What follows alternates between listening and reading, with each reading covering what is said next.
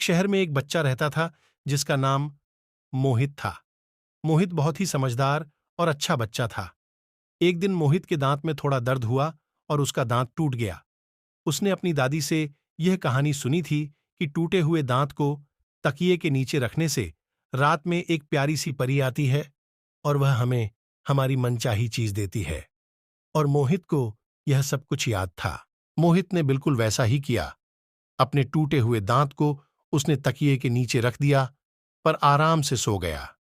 जब रात बहुत हो गई और सब लोग सो गए और मोहित भी काफी गहरी नींद में जा चुका था, तब थोड़ी सी आवाज हुई, मानो कोई कमरे में दाखिल हुआ हो।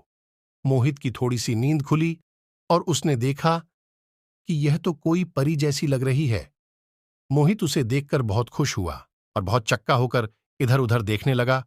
उसे लगा कि वह सपना देख रहा है, पर परी ने उसके पास जाकर उसे शांत कराया और बोला कि मोहित, तुम सपना नहीं देख रहे हो, यह हकीकत है। मैं सच में तुम्हारे कमरे में आई हूं, तुम्हारा वह दांत लेने। असल में मेरा नाम टूथ फेरी है। मैं बच्चों का टूटा हुआ दांत लेकर उनकी एक मनोकामना पूरी करती हूं। चलो अब बताओ, तुम्हें मुझसे क्या चाहिए? मैं तुम्हारी कोई भी एक मनोकामना पूरी करूंगी। मोहित ने उत्साहित होकर बोला कि मुझे बचपन से चॉकलेट की दुनिया में जाने का बहुत शौक है। क्या आप मुझे चॉकलेट की दुनिया तक पहुंचा सकती हो? क्यूट कैरी ने हंसते हुए कहा, क्यों नहीं? और उसने अपनी जादू की डंडी निकाल और मोहित को पलक झपकते ही चॉकलेट की दुनिया में पहुंचा दिया। और उसने मोहित से कहा कि मोहित, एक बात का ध्यान रखना कि रात के 3 बजते ही तुम्हें चॉकलेट की दुनिया से वापस अपनी दुनिया में चले जाओगे। जमीन से आसमान तक चॉकलेटी चॉकलेट दिख रही थी। मोहित बहुत ही खुश हो रहा था।